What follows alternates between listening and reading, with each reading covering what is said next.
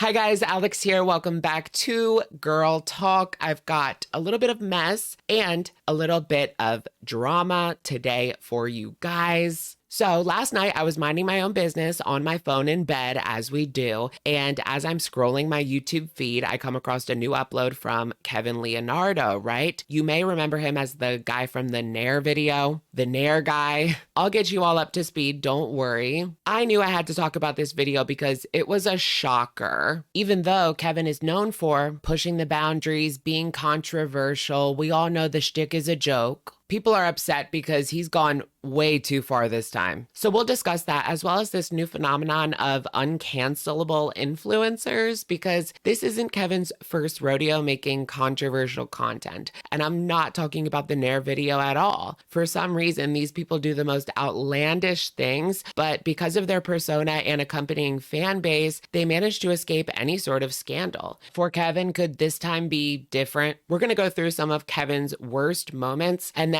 at the end, discuss his new video and accompanying TikTok that had my jaw on the floor. Let's just get right into it.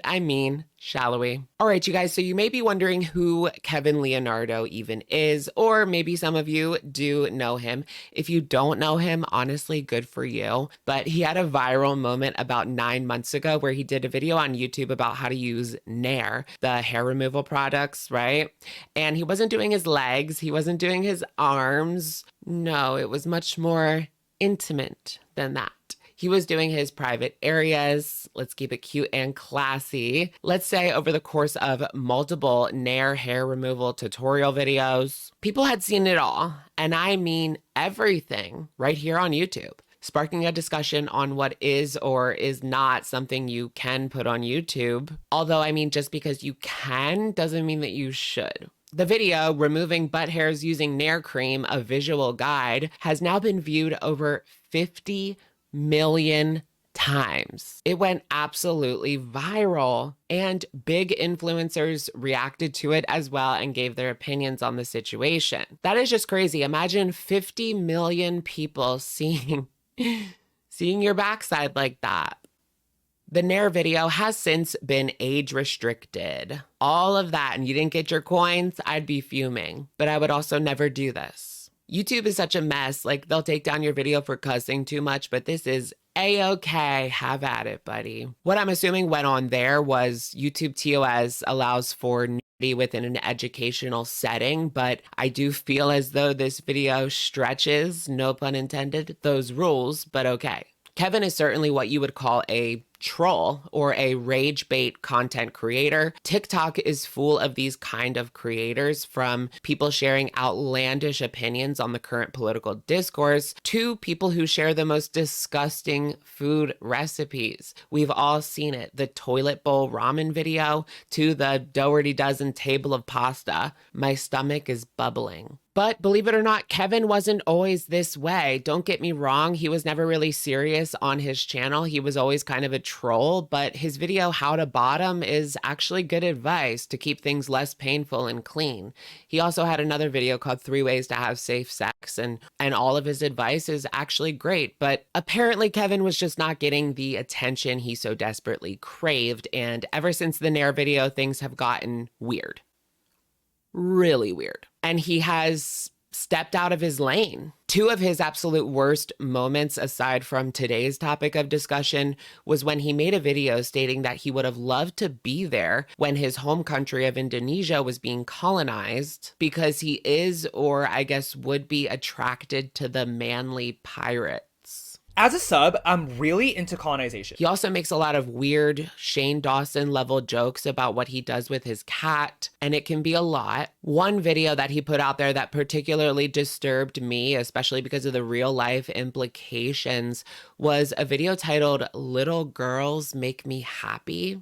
It's basically a diddler joke, right? But what happened was he was at a public ice skating rink and a bunch of young girls came up to him wanting selfies and to speak with him. In his video, he included a clip of the young girls on his adult subject matter channel without the parents' permission, I assume, and then using that title. It's weird. I have to call this one out. So is this who is watching this guy on the regular? I don't understand. Why is this particular demographic watching Kevin's videos in the first place. Come get your kids. So now that we're kind of caught up to speed on who Kevin is as a YouTuber slash TikToker, let's talk about what's going on right now because he has found himself in hot water again, but this one's a little bit different. As I said in my intro, when I saw this video come across my feed, my jaw dropped to the floor. Like, I couldn't believe someone would actually do this in 2024. I couldn't even watch it at first. I had to prepare myself for what exactly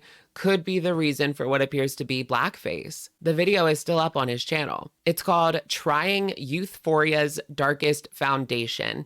It didn't gain much traction here on YouTube, but on TikTok, it's a different story. The video sits at about 3.4 million views as of recording. To add some context to this, if you guys haven't been following this situation with Youthforia, there's been controversy on TikTok surrounding a makeup brand called Youthforia. I'll admit this is very, very, very out of my wheelhouse. I don't wear makeup. I don't follow makeup influencers at all. So go ahead and watch this TikTok and we'll get up to speed. This is jet black face paint, and this is the darkest shade of the Youthforia Date Night Foundation. I'm super stressed because I need to find a model for our darkest shade of Youthforia Foundation. And it was really hard to find models for our 4 darkest shades.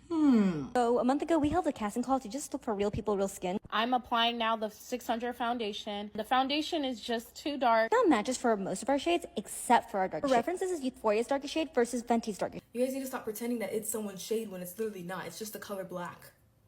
The brand could not find a shade match in real life. They could not find a person who matched a shade. This is black face paint. This is the darkest shade of the Youthforia Foundation. It's like you guys can't differentiate these colors, and you're thinking that a dark skin person is going to fit black face paint. It's going to be a shade match. No! After launching my fair share of flops, it's always my intention to launch this as a proof of concept, see if people even liked the base formula, figure out if the entire project is such a flop that we have to start over and everything that we've ordered just goes into landfill. Not only in 2024 is this so disgusting and disrespectful, but this needs to be pulled off the shelves. After that video and others went viral, people are claiming that this particular shade is being taken off of some stores' shelves. And this was supposedly in response to the brand being called out for not having enough shades. Well, because of the viral nature of this product, influencers wanted to see what it was like for themselves, and there are countless videos, both short and long form, discussing this particular foundation. And even before Kevin put it on his face, people were comparing the shade to blackface and minstrel shows.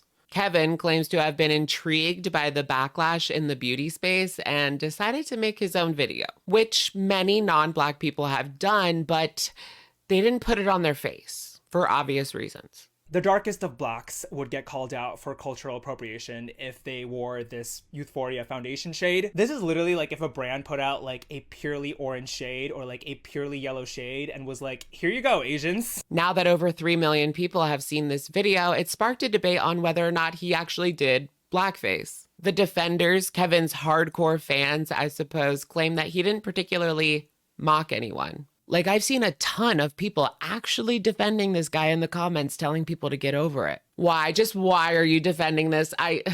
And other people are obviously saying that this is racist and you did blackface. The majority of the comments are my jaw is on the floor because seeing this video would leave anyone speechless. It really is shocking to see something like this. Kevin is a creator that I see part of a particular phenomenon of uncancelable influencers. It doesn't matter what they say or do. There's always going to be a group of people willing to defend them. But not just a small group, like a pretty significant group. If you are a Kevin Leonardo superfan, what would be too much? Because for me, this shit is not funny. And that's a big problem with a lot of Kevin's more dubious trolls. They're not funny. So what is the appeal for these people?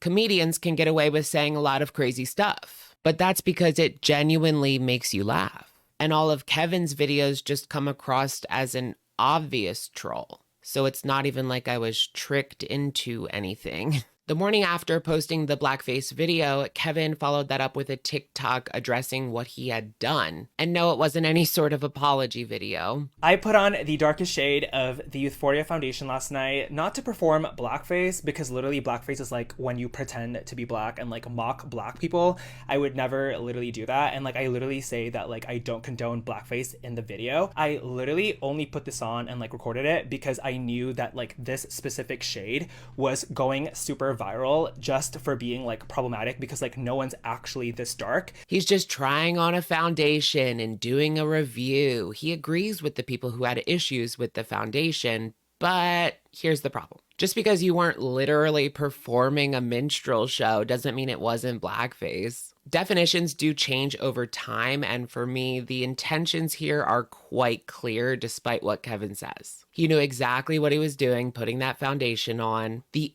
image that portrays, it just makes you uncomfortable, right? I don't want to show it like too much in the video. Here's what a creator named Bree had to say on TikTok. Like, I do understand that he's rage baiting, because with his recent slew of videos, he is trying to incite hatred from black people for views. Like in his most recent video where he talks about why he owns do-rogs, which is how he pronounces it, it honestly makes no sense for him to own a do-rag. He just said that he got it because of what he saw in Pretty Little Liars. You know, what baffles me is the fact that he has 1.1 million followers. Right now, his main content and what he's making money off of is the rage of black people, and you know, that's not okay with me.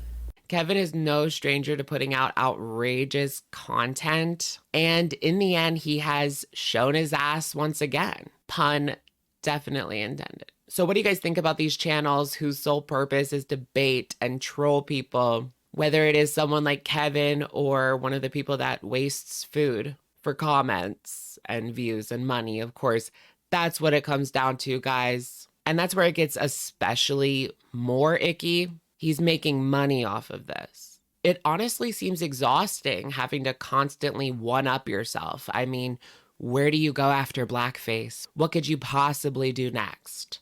I'm not sure I want to know. All right, you guys, that's going to be it for today's video. Let me know what you guys think of this clown in the comments down below. I've been keeping a close eye on this situation. I honestly had to download myself a copy as soon as I saw it was on there because I figured he would take this down. I mean, what the hell? What is he going to do in the future when he is applying for a job and something like this comes up?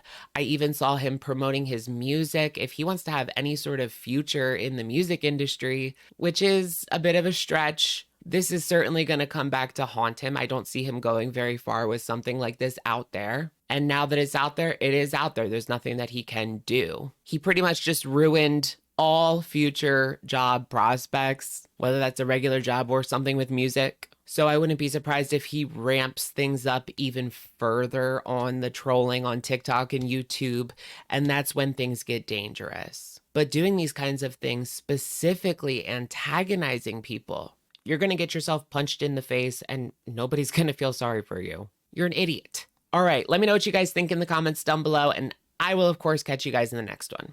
All right, bye, everyone.